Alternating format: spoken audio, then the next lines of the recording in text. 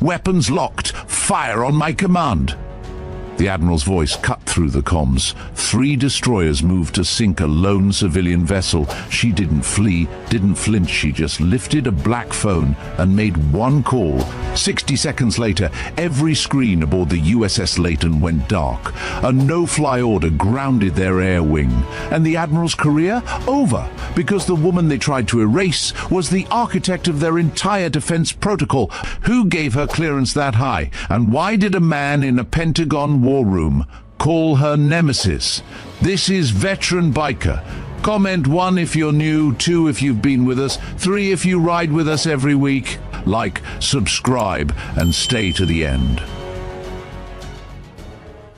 The endless blue of the Gulf of Sulu shimmered under the weight of the new day's sun, a vast, unbroken expanse that promised nothing but quiet and routine. For Commander Ellis Kearns at the helm of the USS Layton, a vessel bristling with the latest in naval technology, this calm was the very definition of a good morning. The Layton was a ghost in these waters, a silent testament to American power and precision, its purpose to monitor, to observe, to project a presence that went unseen. Kearns, a man whose face was etched with the quiet confidence of a decade at sea, scanned the horizon with a pair of ancient-looking binoculars, a habit he'd never broken despite the advanced optics available to him on the bridge. He was a commander who trusted his instincts as much as his instruments, a man who saw the ocean as an intricate puzzle, not a simple map.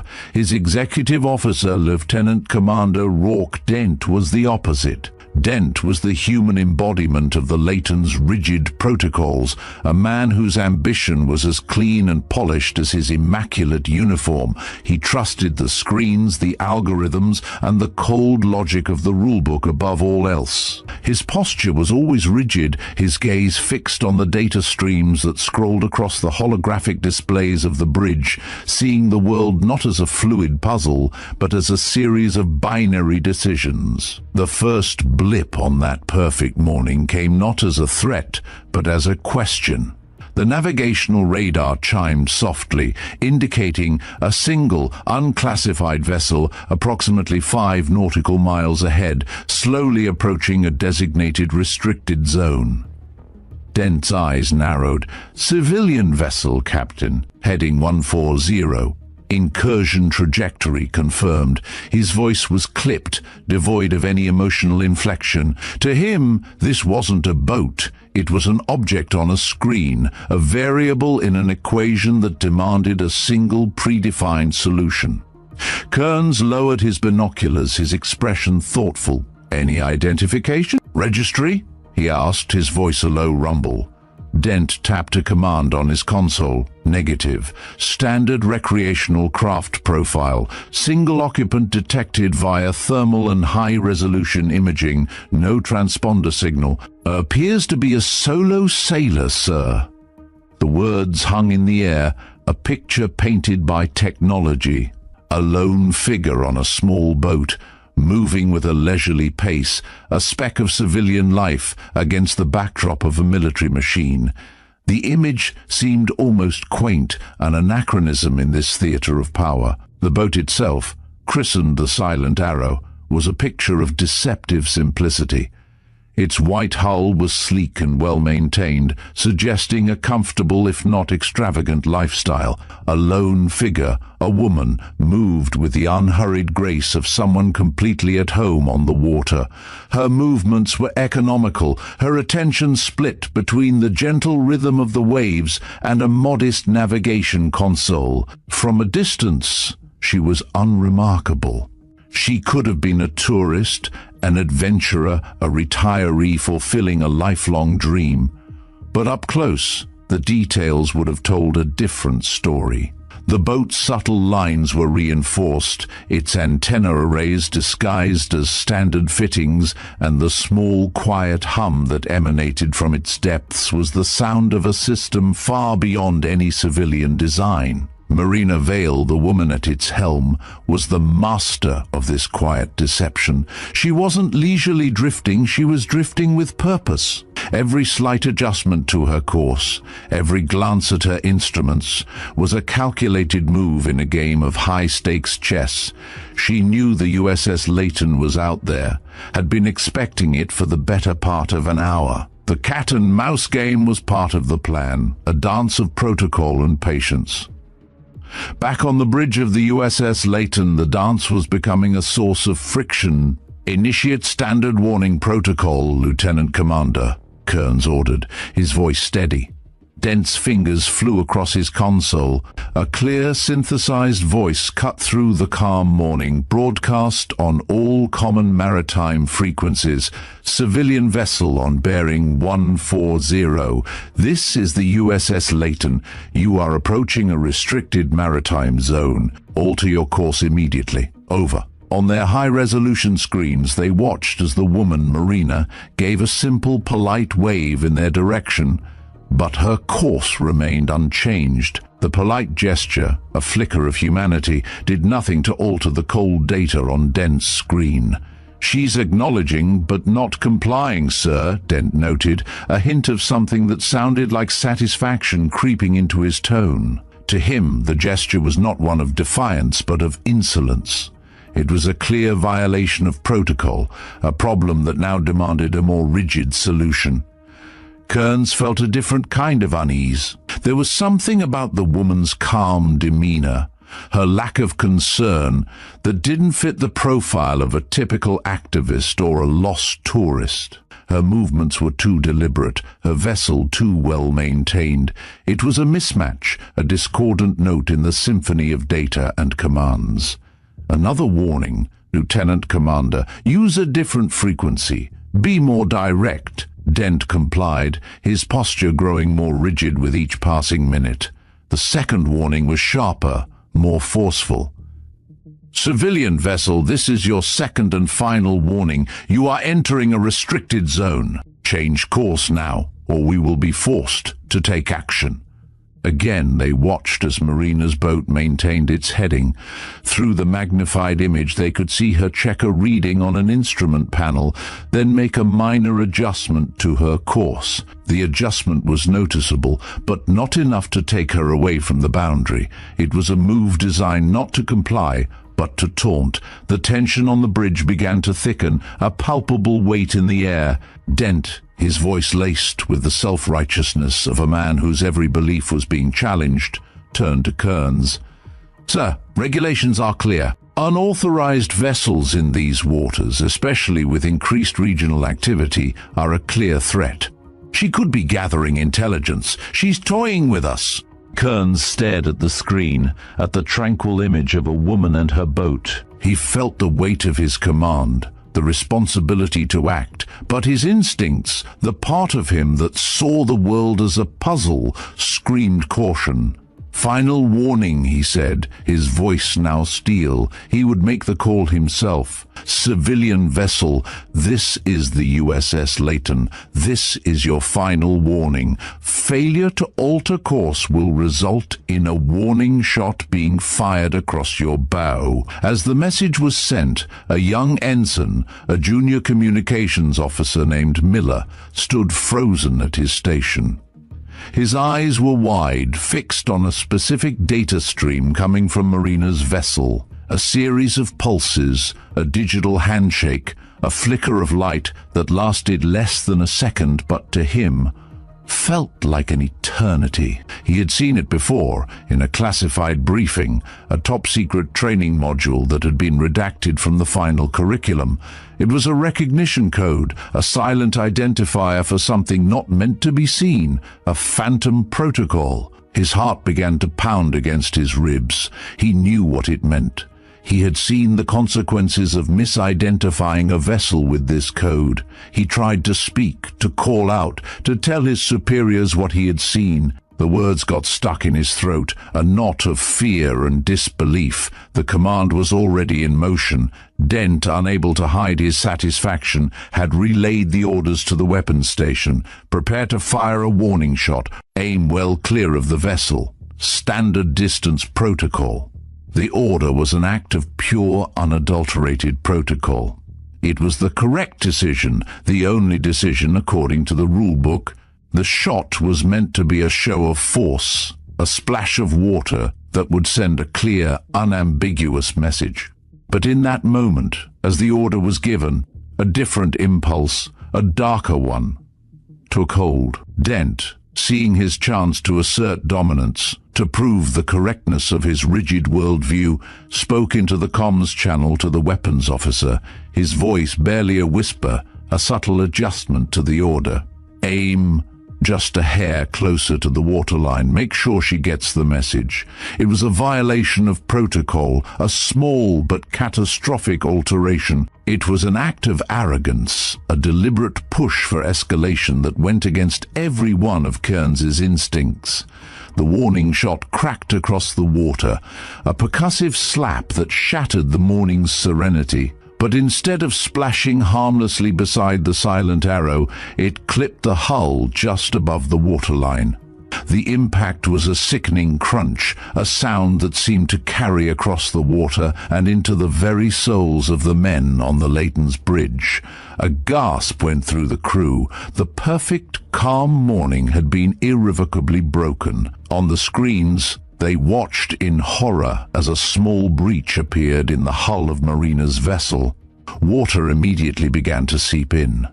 Kearns's face, a mask of controlled fury and disbelief, went white. He spun on Dent, his voice a low growl that was more terrifying than any shout. "What the hell happened?" he demanded. Dent's posture, for the first time that morning, faltered. The cold satisfaction that had been on his face was replaced with a flicker of something close to panic. "Sir, sea conditions. They must have affected the trajectory," he stammered, his words lacking their usual pristine authority.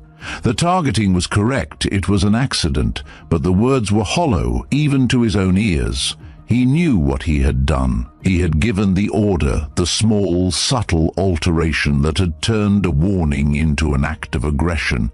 Kearns didn't even bother to respond.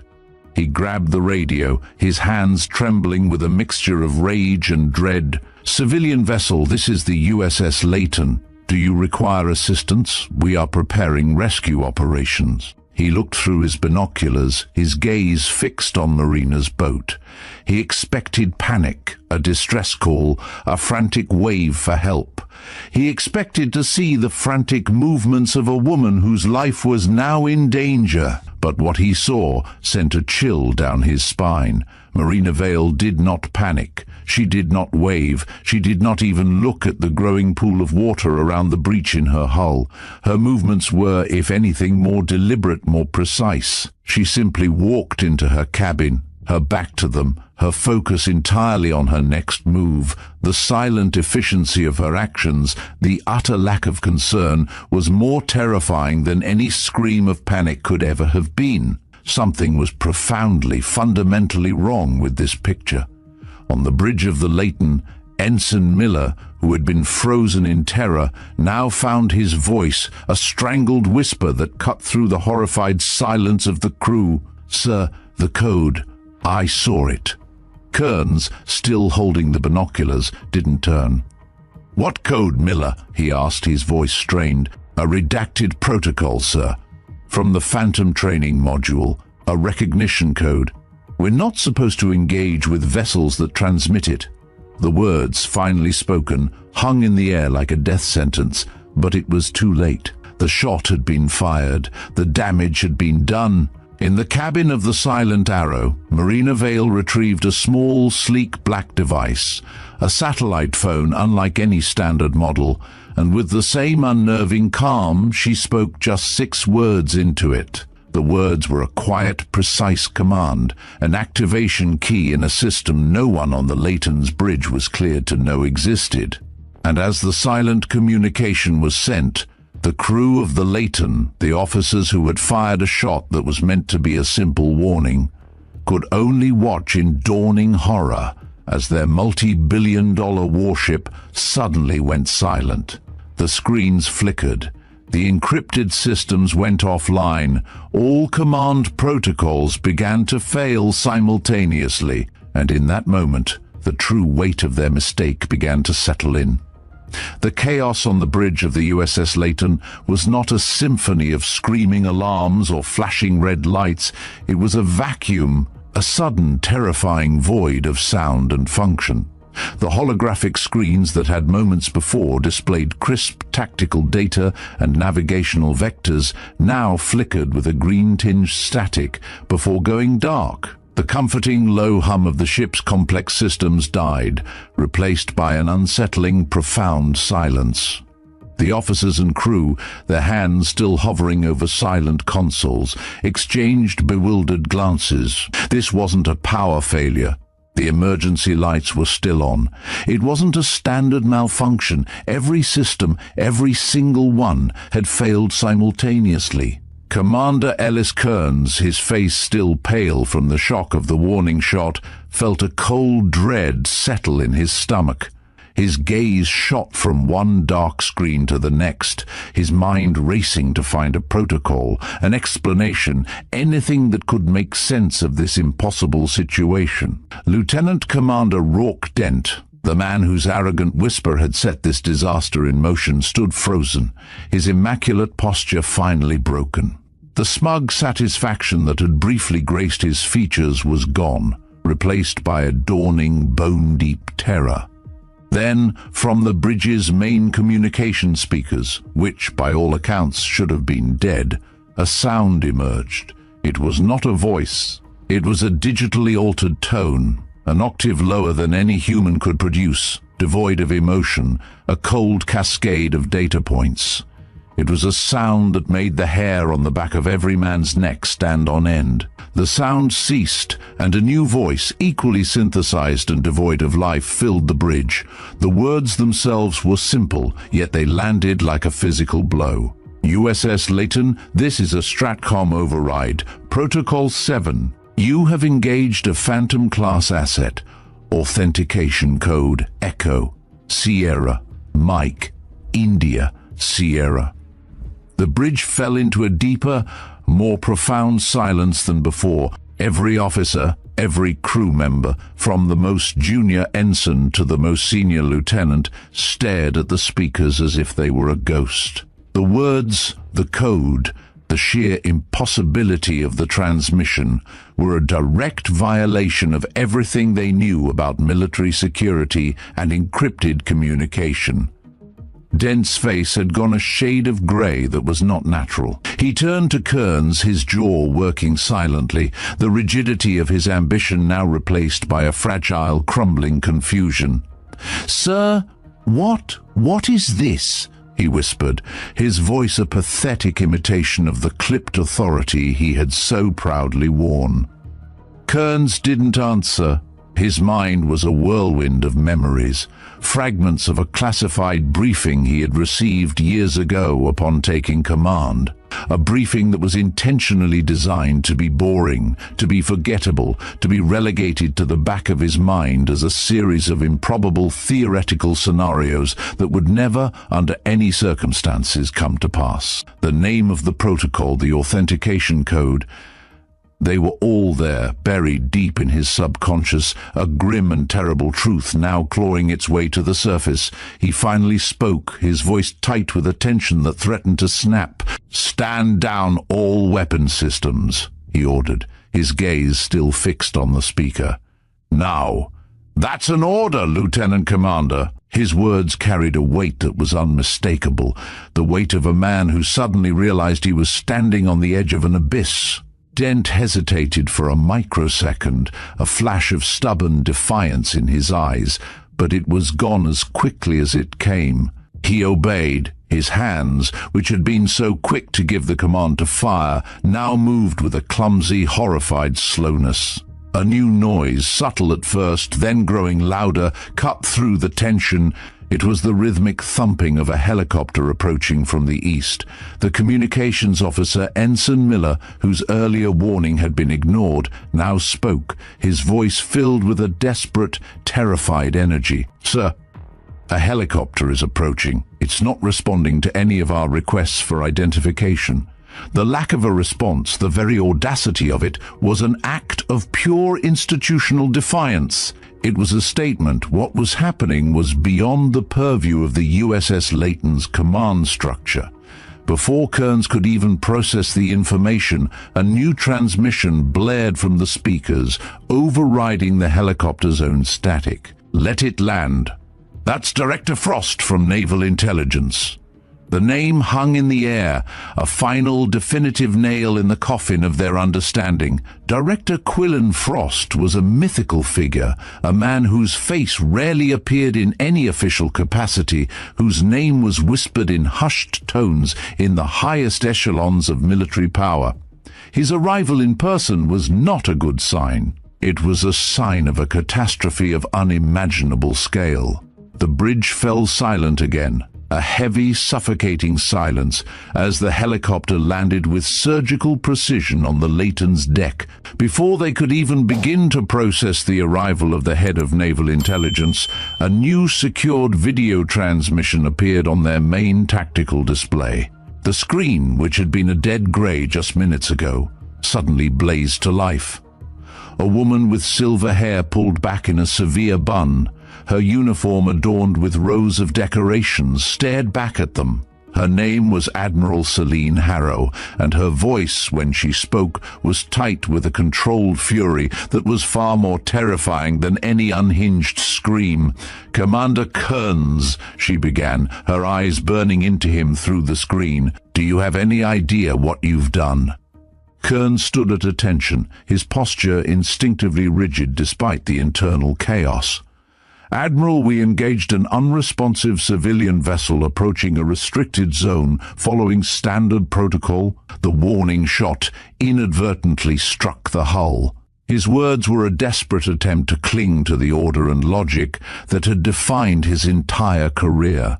A flimsy life raft in an ocean of institutional failure. Admiral Harrow cut him off, her voice slicing through his pathetic defense. "That's not some tourist, Commander. That's Marina Vale, and it wasn't inadvertent. My records indicate a subtle deviation from standard warning shot protocol that led to the breach. One of your officers, Lieutenant Commander Dent, deliberately pushed for escalation." The words hung in the air, a final damning verdict. Every eye on the bridge, including Kearns's, now turned to Dent. Dent's face was a study in pure, unadulterated shock. His ambition, his rigid adherence to the rulebook had just been revealed as a shallow, dangerous facade. The Admiral's rage was just beginning. "Lieutenant Commander Dent, with respect, who is Marina Vale?" he asked, the arrogance in his voice a faint memory replaced by a terrified meekness. Admiral Harrow's face hardened further. "Someone you are not cleared to know about, Lieutenant Commander. She is the very reason you exist." With a flick of a command, the main screen changed. It began to display a montage of satellite feeds and classified video footage, a torrent of information that had been sealed for decades. They watched, completely stunned, as the images flashed by. One showed a woman, unmistakably Marina Vale, extracting a dozen American hostages from an impenetrable fortress in a Middle Eastern country. Another showed her single-handedly preventing a bioterror attack in a bustling Asian metropolis. A third showed her receiving a medal from a former president in a classified ceremony. The Admiral's voice, now a chillingly precise instrument of institutional justice, continued. "Marina Vale is not just an asset, she is the architect of the Phantom program. Half the protocols your ship's systems run on, the ones that failed moments ago, were created by her. When she went private, 3 separate intelligence agencies signed agreements guaranteeing her complete autonomy. You didn't just fire on a civilian vessel, Commander. You fired on the foundation of our entire security apparatus." The weight of the Admiral's words was a physical presence, a crushing burden that settled over Kearns's shoulders. His mind, which had always prided itself on its rationality, could not process the magnitude of the mistake. He felt a deep, sickening sense of betrayal. Admiral, there was no notification of a sanctioned operation in this region. Nothing in our daily briefings, he pleaded, his voice a hollow echo of his former authority. Because there wasn't supposed to be, Admiral Harrow responded, her voice sharp as a razor. That boat you fired on was gathering data on unauthorized Chinese incursions that our official Navy vessels can't approach without causing an international incident. Your command was supposed to recognize the Phantom Protocol, stand down, and allow the asset to continue its operation. 3 people in your chain of command knew about these protocols and failed to implement them. The system failed before you even made contact with her vessel. The crew, having just learned that their commanding officer had not only fired on a top-tier asset, but was also a victim of a system-wide institutional failure, began to stir, a low murmur of confused shock rippling through the bridge. Just then, a commotion drew their attention as the hatch to the bridge opened. Director Quillen Frost, a tall, lean man in a tailored dark suit, walked onto the bridge. He was the very embodiment of quiet authority, his presence more imposing than any military uniform could have been. He didn't acknowledge anyone, didn't utter a single word. He walked to the edge of the deck, his gaze fixed on Marina's vessel in the distance. He stood at attention and rendered a slow, formal salute. A salute that held for an uncomfortably long time. It was a gesture of respect, of apology, of recognition. It was a gesture that spoke volumes without a single word. Admiral Harrow's voice, though still coming through the speaker, now seemed to fade into the background, a distant echo of the reality that was now unfolding before them. Kearns, his gaze fixed on the powerful figure of Director Frost, felt his stomach drop. Dent, his face a mask of abject horror, finally found his voice, a pathetic, strangled whisper.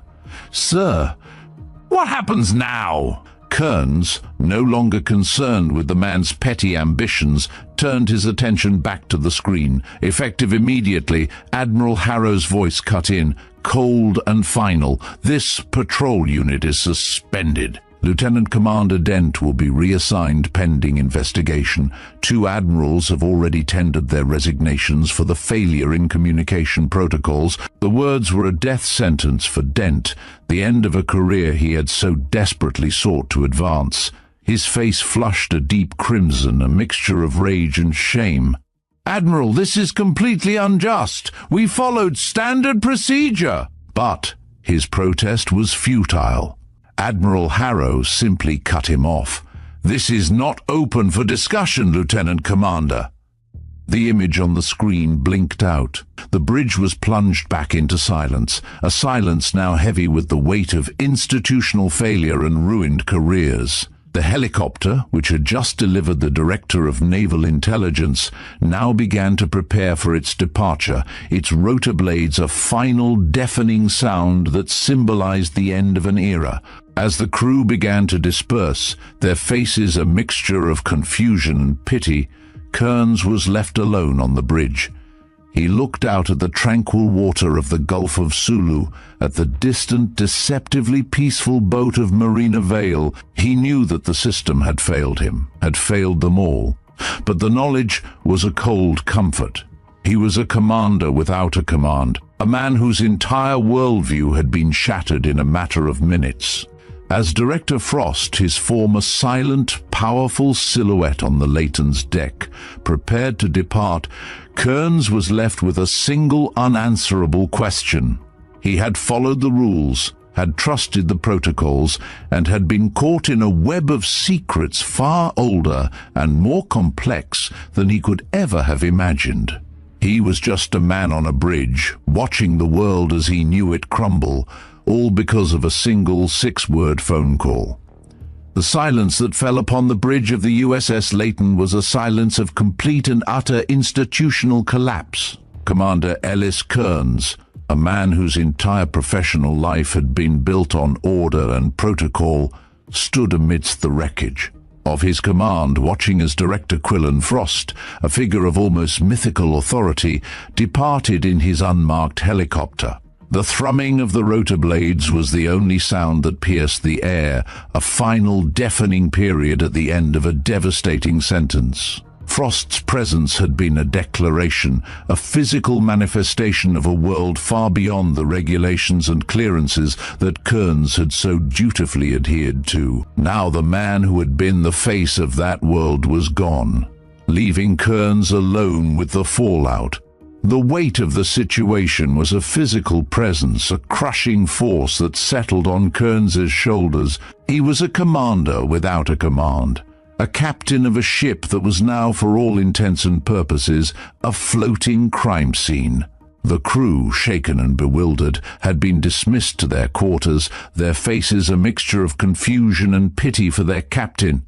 Dent, the man whose arrogant ambition had set this chain of events in motion, had been escorted away, his immaculate uniform a cruel mockery of his ruined career. Kearns was left alone with the ghosts of his own choices, with the echo of Admiral Harrow's furious voice, and with the dawning, terrifying understanding that he had been a pawn in a game he hadn't even known was being played. After what felt like an eternity, a junior officer tentatively approached the bridge. "Commander," the young man began, his voice hesitant, "Director Frost requested that you meet him on the flight deck." Kearns simply nodded, his mind still 1,000 miles away. He walked with a heavy, purposeful step, the weight of his command now replaced by the weight of a far greater, more terrifying responsibility. On the flight deck the air was sharp with the scent of salt and fuel. Director Frost stood silhouetted against the brilliant morning sun, his tailored dark suit a stark contrast to the grey steel of the warship. He didn't turn as Kearns approached. He simply stared out at the shimmering expanse of the Gulf, his gaze fixed on the distant, deceptively peaceful vessel of Marina Vale. "A catastrophic failure, Commander," Frost said, his voice surprisingly soft, lacking the fury of Admiral Harrow, not of tactics, but of protocol. "The entire Pacific command structure is under review. The careers of 3 flag officers, men who should have had the foresight to prevent this, are now over. And all because of one single warning shot." Kearns felt a wave of impotent rage wash over him. He had followed the rules, had exercised caution, and had been betrayed by the very system he had sworn to uphold. "Sir, with all due respect," Kearns began, his voice hoarse, "how were we to know? The protocols, the asset, none of it was in our briefings." Frost finally turned, his eyes sharp and evaluating, boring into Kearns. He wasn't angry, he was simply assessing, measuring, calculating. "That's precisely the point, Commander. The best assets are the ones nobody knows to look for, and the protocols for them are meant to be obscure, to be buried so deep that they only surface in exceptional circumstances." Frost gestured towards the distant vessel. "You requested permission to personally apologize to Miss Vale." It wasn't a question. It was a statement of fact, a testament to the level of detail that Frost had access to. "Yes, sir," Kearns replied, the words a quiet declaration of his own integrity, his own sense of honor. Frost nodded slowly. A tactically sound officer would have been concerned with the repercussions. A truly exceptional officer is concerned with the human cost, with the integrity of the mission, and with the simple act of acknowledging an error directly. You, Commander, are the latter. The words were not a compliment. They were a classification, a final and definitive assessment of Kearns's character. "You'll be reassigned," Frost continued, "not punished, not dishonorably discharged. You've passed a test that most officers in your position wouldn't have even been aware they were taking." The words hung in the air, a final stunning revelation. Kearns, for the first time since the warning shot, felt a strange, terrifying sense of clarity. His career wasn't over, it was just beginning. "I'll have a launch prepared," Frost said, his voice now crisp and authoritative, the mysterious myth giving way to the cold, hard logic of command. "She's still repairing her hull. I suggest you prepare what you want to say to her carefully. She is not a woman to be trifled with."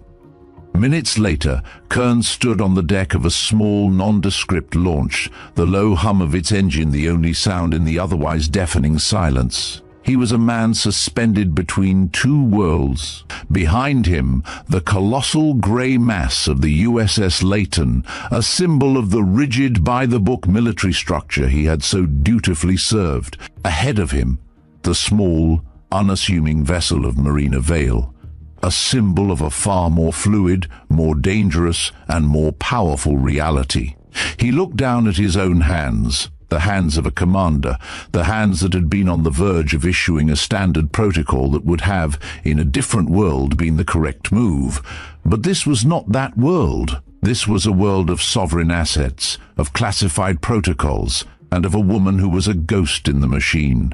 As the launch drew alongside the Silent Arrow, Kearns noticed the details that had been invisible from a distance. The boat's hull, so perfectly ordinary from afar, had subtle reinforced sections that didn't match any civilian design. The glass of the cabin, which should have been standard, was unusually thick, a testament to its true purpose. And on the deck, Marina Vale worked with a quiet, unnerving efficiency. Her auburn hair pulled back, her movements precise and economical. She was a woman who had faced far worse than a minor hull breach. She was an operative, not a victim. Kearns stepped onto her deck, the formal language of his career still clinging to him like an ill-fitting uniform. "Miss Vale," he began, his voice formal, "I want to formally apologize for the actions taken by my vessel and crew. The warning shot was intended to follow standard protocol, but clearly struck your vessel, which was never our intention." Marina didn't look up from her work. She was applying some kind of advanced polymer sealant to the damaged section of the hull, a substance that bonded instantly, hardening to match the surrounding structure perfectly. Her voice, when it came, was clear, precise, and devoid of any hint of accusation. "Commander," she interrupted, not looking up from her work, "I put myself in your path. This was a scheduled test of response protocols. Your tactical assessment was correct. Your intelligence briefing was not." Kearns was struck by the sheer devastating simplicity of her words. She was not angry. She was not bitter. She was simply stating a fact that had just ended careers and triggered a massive institutional collapse.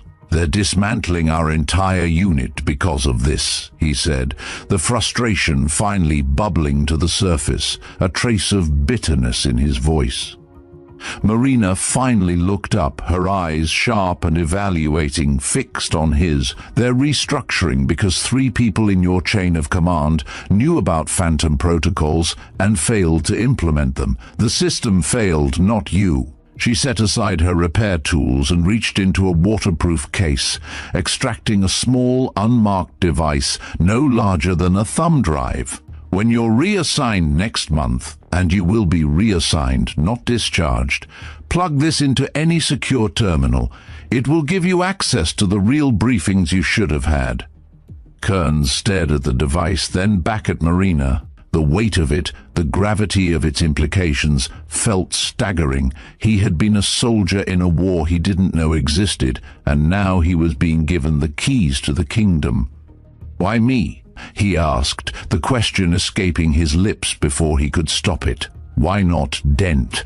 He followed the rules even more stringently than I did." Marina offered a faint, almost imperceptible smile. "Lieutenant Commander Dent follows rules. You," she said, her voice a low, knowing murmur, "understand why rules sometimes need to be broken. Your file indicated potential. Your actions today confirmed it." Kearns felt a sudden jolt of unease. "My file?" he asked. "You had access to my service record." Marina's smile widened slightly. "I have access to everything, Commander. That's part of the agreement." The words were a quiet, terrifying declaration of her power, a confirmation that the world he thought he knew was an illusion. Kearns watched as she secured her tools with the same unnerving efficiency, the same lack of wasted movement. He had so many questions, so many things he wanted to know about this woman, about this world. He decided on directness. "Are you military? Intelligence? A private contractor?" he asked. She simply looked at him, her eyes holding a depth of experience that made him feel like a novice despite his years of service. "Yes," she replied, the word a simple, elegant answer that encompassed everything and nothing all at once. "How many others like you are there?" he asked. "Other sovereign assets?" She paused, seeming to consider the question carefully. Fewer than there were, more than there should be. He decided on one last question, a question that had been nagging at him since the moment the bridge went silent. "The program you designed, Phantom, what exactly is it?"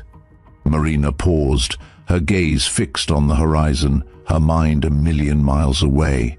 "It's an intelligence architecture that operates in the negative spaces between official agencies.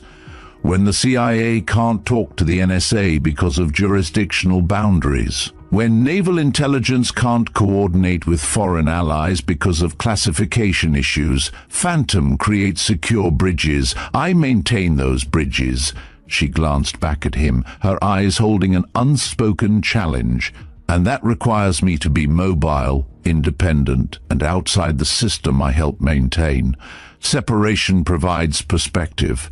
She nodded towards the launch, a clear sign that his time was up. "Your last question, Commander. Make it count." As Kearns turned to leave, a final nagging thought surfaced. "They call you something, a call sign." For the first time, Marina offered a genuine, though small, smile. "Nemesis," she replied, the name hanging in the air between them, a quiet declaration of her power, her purpose, and her place in the shadows. "Thank you for your time, Miss Vale," Kearns said formally, turning to leave. As he reached the edge of her boat, she called out, "Commander, remember that device I gave you? You'll know when to use it." As Kearns's launch began its journey back to the Leighton, he glanced back at the silent arrow. But the vessel was already changing. Panels shifted, lights activated along concealed seams, and what had appeared to be ordinary sections of the hull reconfigured themselves. The entire vessel smoothly slipped beneath the waves, leaving barely a ripple. By the time he reached the Leighton and looked back, the sea was empty. It was as though Marina Vale had never been there at all. Kearns stood on the deck of his warship, the unmarked device in his pocket, a man who had just been given a glimpse of a world operating in the shadows of official channels, a world of sovereign assets and classified protocols, of operations that never appear in any briefing. His career wasn't over, it had just been transformed, and for the first time in his life he was excited and terrified by what came next. 3 months had passed since Commander Ellis Kearns had stood on the bridge of the USS Leighton, a man watching his world crumble. The salt-laced air of the Gulf of Sulu was a distant memory, replaced by the sterile, soundproofed environment of Naval Intelligence Headquarters. His new office was a study in functional minimalism, a secure desk, 3 computer terminals, and walls swept for listening devices twice daily. The windows, though they offered a view of the capital, felt more like a barrier, separating him from the messy, chaotic reality of the world he had once so confidently commanded. His transition from ship captain to intelligence analyst hadn't been an easy one, but he had adapted. His mind, once so focused on tactical command and rigid protocols, now learning to navigate the labyrinthine corridors of classified information. He had plugged in the device Marina Vale had given him, and as promised, it had unlocked a series of briefings, of operational parameters and recognition codes that would have prevented the entire incident on the Leighton. He had immersed himself in the information, a silent student in a school he never knew existed, learning about the Phantom program, about sovereign assets, about a world that operated in the negative spaces between official agencies. He had become a ghost in the machine, a man who pushed papers and attended briefings, but whose true purpose was not yet known, not even to himself. The hum of the secure computer terminals, the soft glow of the data streams, the quiet, almost reverent atmosphere of his new workplace, it was a far cry from the rhythmic crash of waves against a hull. He had been a man of action. Now he was a man of information. The change was a constant, unsettling presence in his mind. He was good at his new job, his experience as a commander giving him a unique perspective on the files he reviewed, but a part of him, a deeper, more primal part, yearned for the open sea, for the clarity of a direct order and the visceral reality of a mission. The call came not through a blinking light or a ringing phone, but through a silent, encrypted message that appeared on his main terminal. Commander Kearns, Conference Room 4, Stratcom override. Immediate. The message was a ghost from his past, a digital echo of the very same protocols that had ended his career and opened his new one. He didn't hesitate. He stood, his movements precise and economical, and walked down a corridor accessible only to those with the highest security clearances.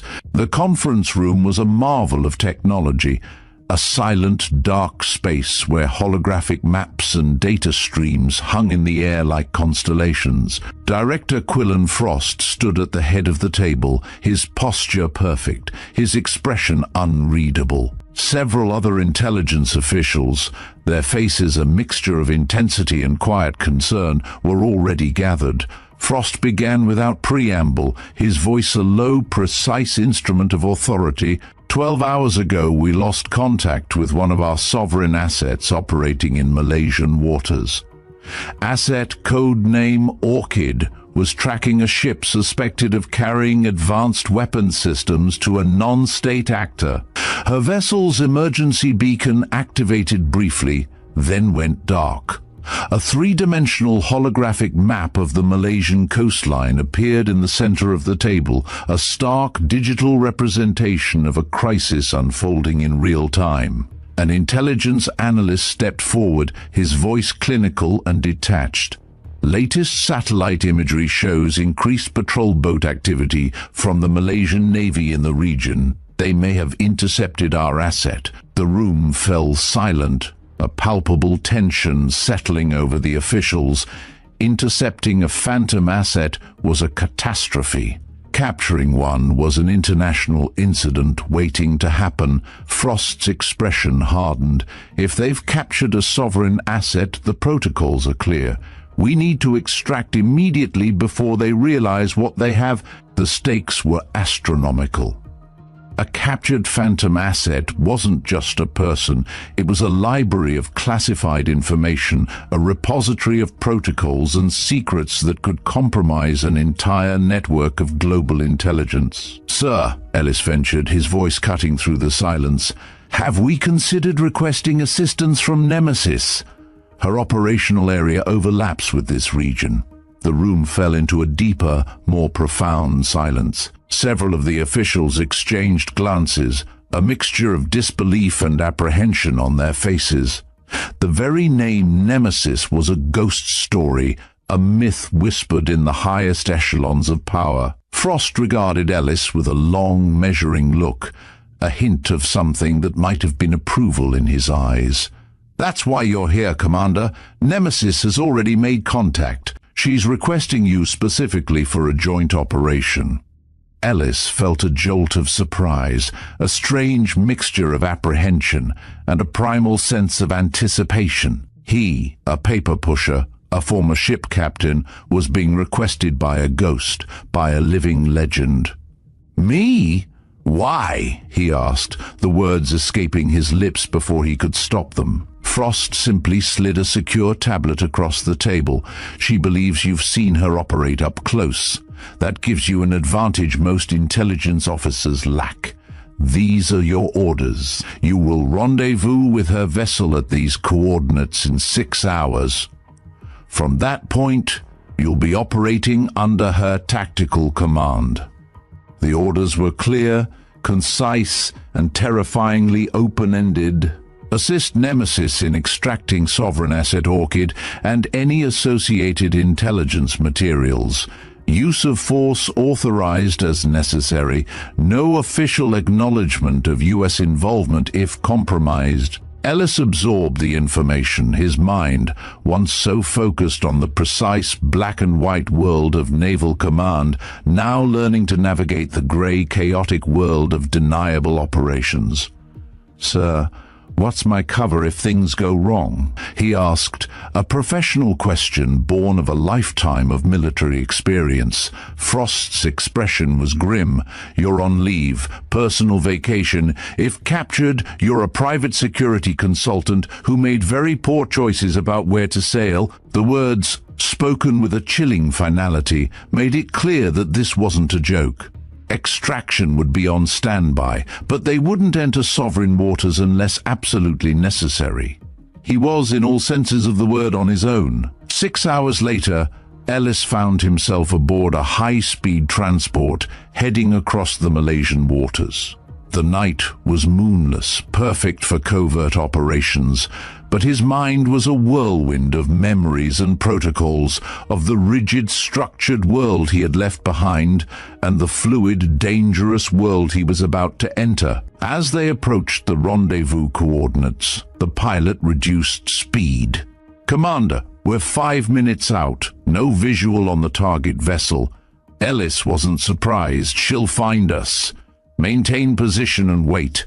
And sure enough, right on schedule, running lights appeared off the port side, emerging from the darkness as if the vessel had materialized from the very sea itself. The Silent Arrow looked different from their last encounter. Its hull, once a deceptively innocent white, was now a matte black that absorbed rather than reflected light. Its profile was lower, more predatory, a silent hunter rather than a tranquil drifter. As they drew alongside, Ellis saw Marina Vale waiting on deck. She wasn't wearing the simple, salt-streaked clothes of a civilian sailor. She was in tactical gear now, a functional, darkened uniform bristling with equipment that spoke to the nature of their mission. Her movements were precise, her posture a study in controlled readiness. "Permission to come aboard," Ellis called softly. The formal language of his past, a small, comforting anchor in this sea of uncertainty. "Granted," she responded, her voice carrying easily across the water despite its low volume. Once aboard, Ellis dismissed his transport with a predetermined signal. The craft disappeared back toward friendly waters, leaving him alone with Nemesis. "Commander!" She greeted him formally, her eyes, sharp and evaluating, fixed on his. "Welcome to the Silent Arrow. Ms. Vale," he responded in kind. "I understand we have an extraction to perform." She led him below deck, and the civilian facade of the vessel fell away completely. The interior was a marvel of advanced technology. Screens displayed satellite imagery, thermal scans, and communications intercepts. A weapons locker, its contents a collection of highly specialized, silenced firearms and breaching tools, stood open and ready. Orchid was compromised while tracking a weapons shipment, Marina explained, bringing up a detailed map. Her last transmission indicated she had confirmed intelligence about next-generation anti-ship missiles being delivered to insurgent forces. The Malaysian Navy intercepted her before she could transmit the full intelligence package. Ellis studied the tactical display, the grim reality of the situation a heavy weight in his mind. "They know what they have?" he asked. "Not yet," Marina replied. "Her cover identity is solid. Environmental researcher documenting coral reef degradation. But that won't hold if they access her vessel's hidden compartments or if certain international actors identify her." Her gaze met his, a silent understanding passing between them. "Certain actors, meaning Chinese intelligence," he said, the words a quiet confirmation of a truth they both knew. Marina's expression was grim. The Chinese have a military advisory team stationed with Malaysia's naval forces. If they get involved in the interrogation, Orchid's cover will be compromised within hours. Ellis took a deep breath, his mind already shifting from passive analysis to active strategy. So, what's the plan? We insert quietly, extract our asset, and leave without escalation? He asked, a question that was part tactical assessment, part professional curiosity. Marina's lips, for the briefest of moments, curled into a faint smile. My thoughts exactly, Commander. But a simple extraction is not enough. She tapped a command on her console, and the map changed, displaying detailed schematics of a coastal naval facility. This entire operation, she said, her voice a low, precise murmur, was not a failure. It was a test. A test to uncover links between foreign military advisors and local insurgents.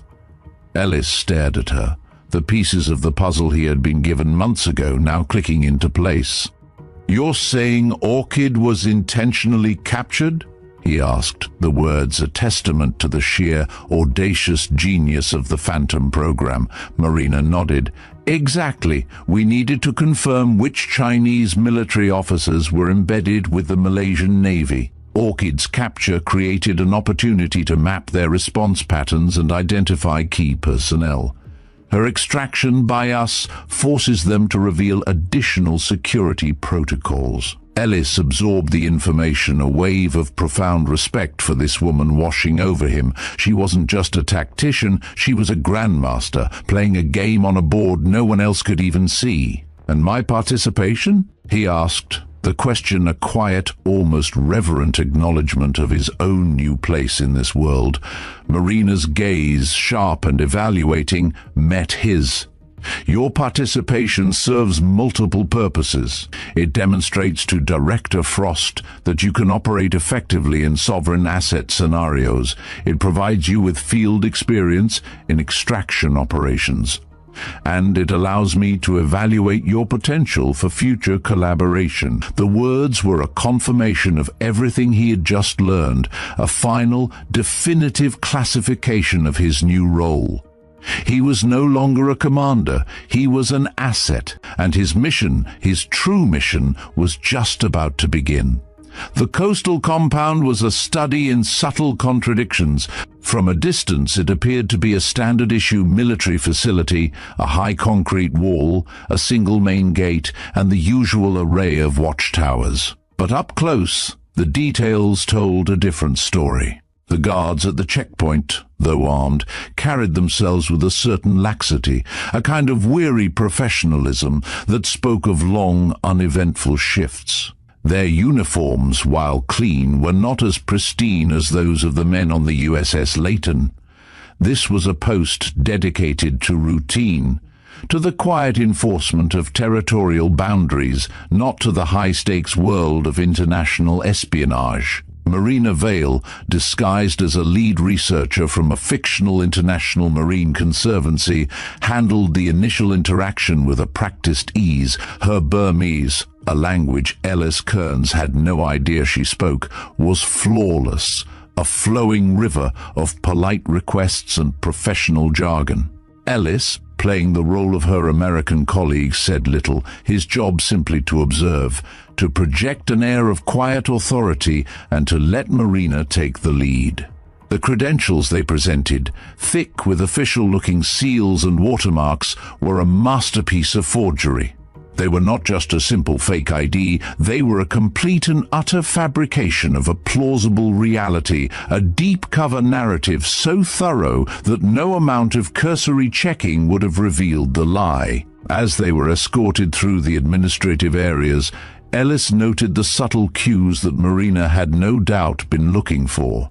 The junior officer who was their escort was eager, almost pathetically so, to demonstrate compliance with international protocols. He was a man who wanted to be seen as a professional, a part of a legitimate military structure.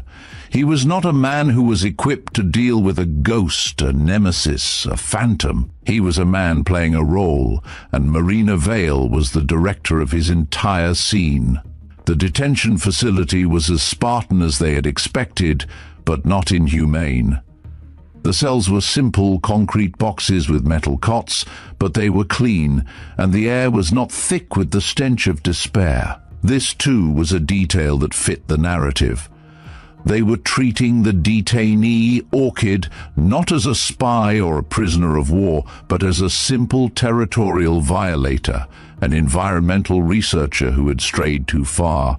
It was a perfect piece of psychological manipulation, a narrative so believable that it had completely fooled the men on the ground.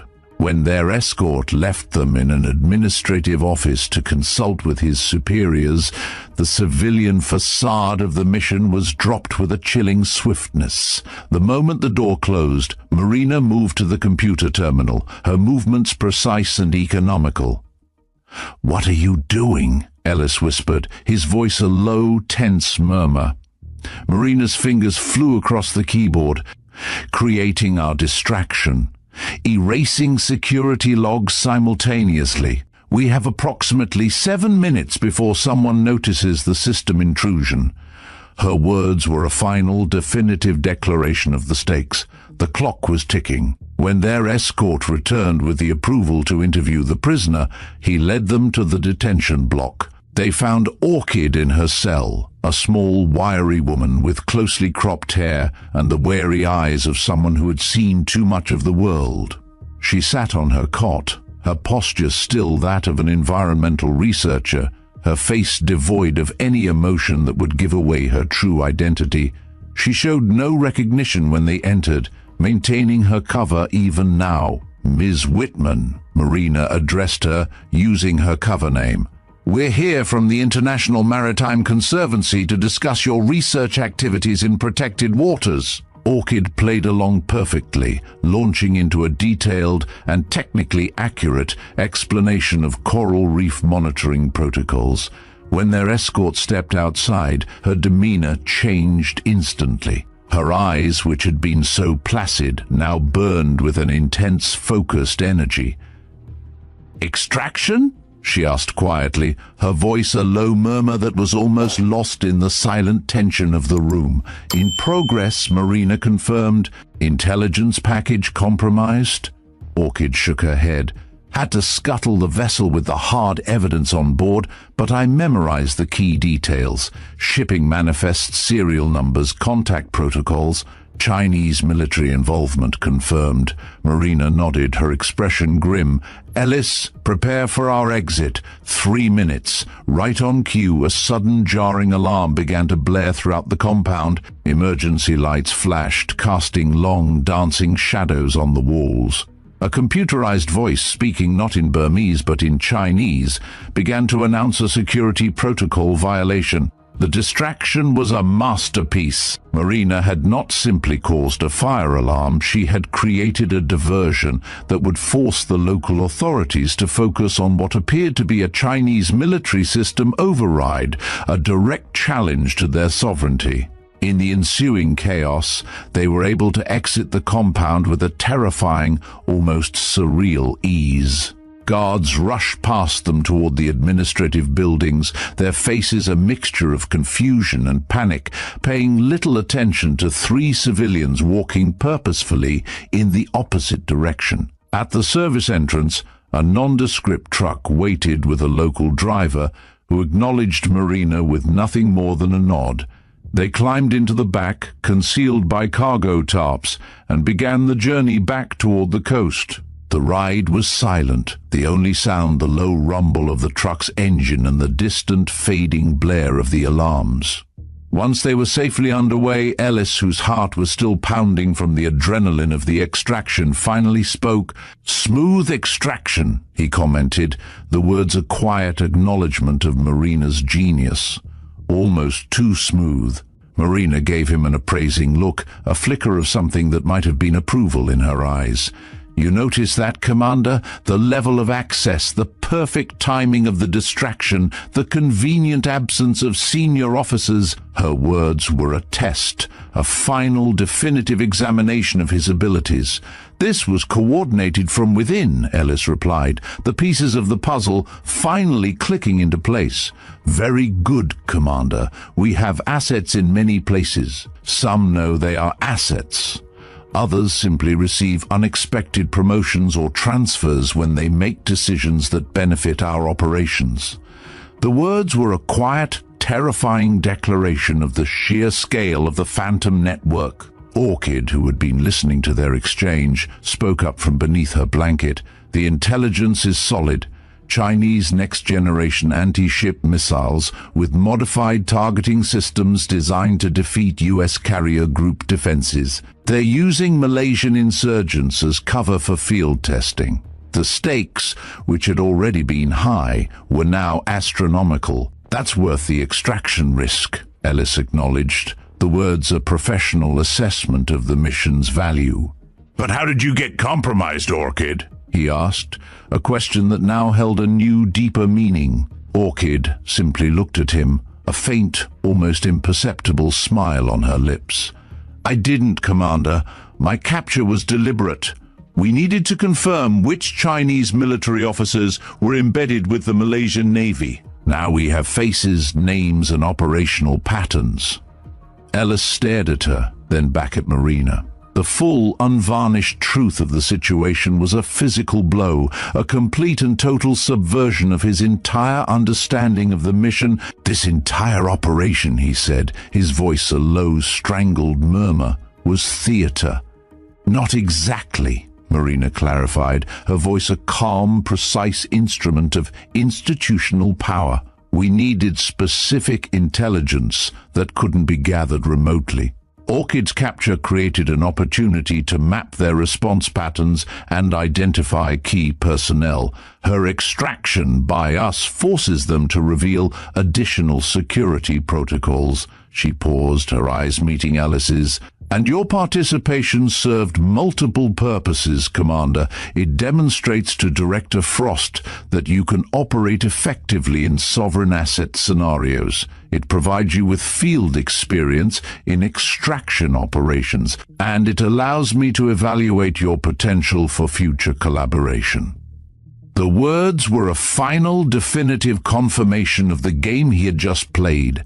He had not been a rescuer. He had not been a hero. He had been a participant in a performance, a final test in a series of evaluations that had begun the moment the warning shot had struck the silent arrow. He was, in all senses of the word, a pawn in a larger, more intricate game. The realization was both exhilarating and terrifying. He had passed the test, had proven his worth, but he had done so by participating in a deception of unimaginable scale. The world he had once known, a world of black and white rules and clear-cut missions, was gone, replaced by a world of shadows, of lies, and of sovereign assets who bent the rules to their will. The part was over, but the game was just beginning. The low rumble of the truck's engine was a comforting drone, a steady heartbeat of their escape as they rumbled toward the coast. The pre-dawn light was just beginning to paint the sky, casting a soft, ethereal glow on the horizon, a visual paradox to the high-stakes, adrenaline-fueled chaos they had just left behind. Ellis Kearns, his senses still buzzing with the aftershocks of the infiltration, sat in the back of the truck, the rough canvas tarp a starkly real contrast to the polished steel and holographic displays of his former life. Orchid, the other Phantom asset, sat beside him, a small, quiet presence whose stillness was a testament to her profound skill. Her cover identity had been shed, and now she was simply an operative, a woman who had willingly walked into a cage to secure a piece of intelligence that could change the geopolitical landscape. The fishing vessel, a small, unremarkable craft, was their final leg of the journey, a necessary, mundane step in a mission that was anything but. The reunion with the Silent Arrow was a quiet, profound moment. The vessel, which had been piloted remotely to their extraction point, was a beacon of safety, a silent, dark fortress waiting for their return. As they climbed aboard, the civilian facade that had been so carefully constructed months ago was completely gone. The interior was a marvel of advanced technology, a sterile, functional space bristling with consoles, screens, and the kind of equipment that wouldn't look out of place in a special operations command center. Orchid moved with purpose, a ghost in her own right, and within minutes she was transferring the intelligence she had memorized to Marina's secure systems. The shipping manifests, the serial numbers of the missiles, the names of the Chinese military advisors, all of it was being digitized, sanitized, and prepared for a slow, methodical introduction into conventional intelligence channels. The information was a goldmine, a strategic victory that would never be acknowledged, never be celebrated, but would, in the quiet corridors of power, be considered a masterpiece. Orchid finished her task and simply nodded at Marina, her eyes holding a look of mutual respect and understanding. She was a professional, a woman who had performed her duty with a chilling efficiency, and now her part in the performance was over. She retired to rest, her face a mask of quiet exhaustion, leaving Ellis alone with Nemesis on the bridge of the Silent Arrow.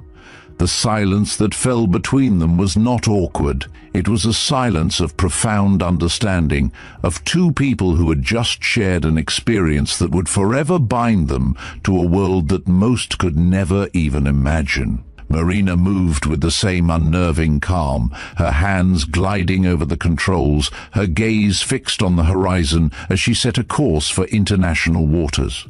Ellis watched her, a million questions burning in his mind, but he knew the time for questions was over.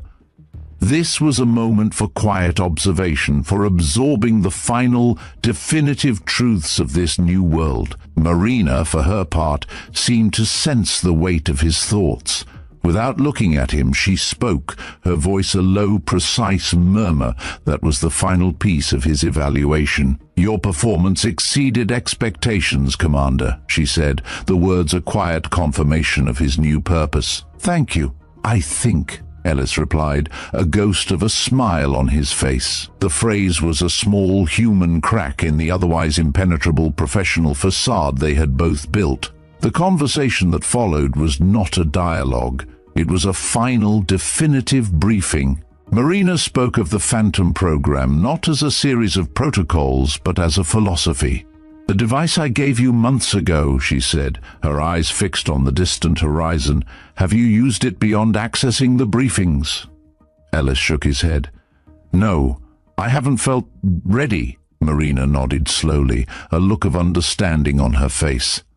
"When you are ready, it contains additional access protocols, secure communication channels that bypass official networks. There may be situations where your position within the system and my position outside it create useful synergies." The words were a quiet, terrifying offer. She wasn't just giving him a job. She was giving him a bridge, a direct, off-grid link to a world that was beyond command, beyond control. He looked at her, at the woman who had, in the space of 3 months, dismantled his career, rebuilt his identity, and given him a new purpose. He looked at the woman who had designed a world of shadows, of ghosts, and of sovereign assets. "How many of you are there?" he asked, a question he had asked before, but one that now held a new, deeper meaning. Marina paused, considering her words carefully. Fewer than there were. The program reached its peak during the early war on terror. Too many agencies creating deniable assets without coordination. Some went rogue, others burned out. Now we're more selective.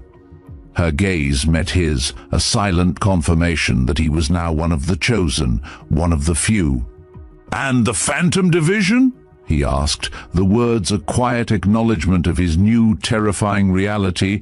"It supports assets like us without controlling us. It maintains the boundaries between official and unofficial operations," she explained. "You've been identified as someone who understands those boundaries, someone who can work within the system while recognizing its limitations." The words were a final, definitive classification of his character, his purpose, and his new life. She then made a final, powerful declaration. "The device I gave you, Commander. It's a key. The briefings are the antechamber, the full access. That's the door. You'll know when to open it." As they reached international waters, Marina engaged the vessel's advanced propulsion system. The Silent Arrow accelerated smoothly, leaving minimal wake despite its speed, a silent, graceful hunter gliding across the sea. A transport vessel appeared on the horizon, a symbol of the official world returning to claim him. As the transport arrived, Ellis prepared to leave, a man forever changed. He turned to Marina, a final question hanging on his lips. "They called you something," he said, his voice a low, reverent murmur, "a call sign." For the first time since their brief, chaotic encounter, Marina offered a genuine smile, a flash of warmth that transformed her face, making her look not like a ghost, but like a human being. "Nemesis," she replied, the name a final, powerful declaration of her purpose. Ellis returned to his official duties, a ghost in the machine, a man who pushed papers and attended briefings, but whose mind was 1,000 miles away on a boat that no longer existed. He received his sealed orders, a cryptic message with a set of coordinates and a date 2 weeks in the future. At the bottom, a simple message: the Phantom Division welcomes qualified candidates. That evening, in his soundproofed, biometrically secured office, Ellis looked out at the city lights, the man-made constellations a stark contrast to the vast, untamed ocean he had just left. He took the device Marina had given him, a small, sleek black object, and for the first time since their final conversation, he felt a strange, primal pull to open the door, to cross the bridge. He inserted the device into his secure terminal, and, as promised, a deeper layer of access unfolded before him. Not just briefings, but a universe of unlogged missions, of off-grid communication channels, and of directives that didn't officially exist. He saw a world of strategic deceptions, of quiet operations, of a network of sovereign assets who moved in the shadows, protecting a system that was too rigid, too bureaucratic to protect itself. He saw the truth, the raw, unfiltered reality of what it meant to be a phantom. The emotional beat was a deep, profound understanding, a quiet realization that the rules he had so dutifully followed were nothing more than a front for a far more complex, far more dangerous game. The story ends with Ellis looking out at the ocean, a man who had gone from commanding a warship to being a bridge between two worlds. He knew his next mission wouldn't be logged in any system, and neither would Marina's. He was a man of two realities, a man who moved in the light, but whose true purpose was to serve in the shadow. He was a phantom. He was a nemesis to those who would threaten the system, and his journey, a journey that had started with a single reckless shot, had just begun. The device in his pocket was not just a key, it was a promise of a future filled with shadows, with ghosts, and with a quiet, beautiful woman who was, in all senses of the word, a force of nature.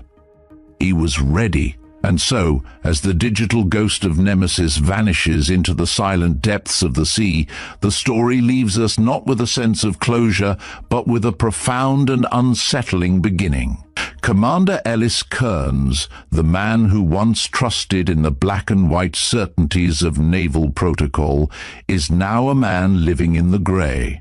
He has been given a key not just to a network of secrets, but to a new reality, one where the rules are not written in a book but are forged in the quiet, methodical will of a handful of individuals.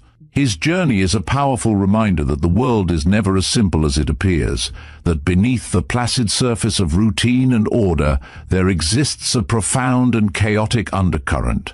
The story we have just witnessed is a testament to the fact that power does not always reside in the largest warships, the most decorated uniforms, or the most public pronouncements. It exists in the shadows, in the hands of those who are willing to operate without recognition, without commendation, and without the safety net of official channels. Marina Vale, Nemesis, is the living embodiment of that power. She is an enigma, a strategic mastermind who designed the very protocols meant to catch her. She is a woman who sees the world not through the lens of a mission, but through the intricate dance of cause and effect. She doesn't just respond to threats, she probes for weaknesses. She doesn't just execute plans, she tests the very systems designed to prevent them. Her actions, so cold and calculated, are not those of a hero, but those of a force of nature, an unstoppable, unfeeling agent of change. What does it truly mean to be a phantom? It is to be a shadow in a world of light. It is to accept the burden of a truth that no one else can know. It is to walk a path of extreme moral ambiguity, to be a protector and a manipulator, a hero and a villain all at once. For Ellis Kearns, this is the terrifying and exhilarating reality he now faces. He is no longer a commander who sees the world as a series of tactical decisions. He is now a guardian of the negative space, a bridge between two worlds. The device she gave him is not just a tool, it is a promise of a life filled with silent, desperate missions, of collaborations that will never be logged, and of victories that will never be celebrated. He is a man who must now learn to trust in the unseen, to find clarity in the chaos, and to find purpose in a world that operates on a different set of rules. This narrative, this exploration of a world within our world, forces us to question the very nature of authority, of trust, and of patriotism itself.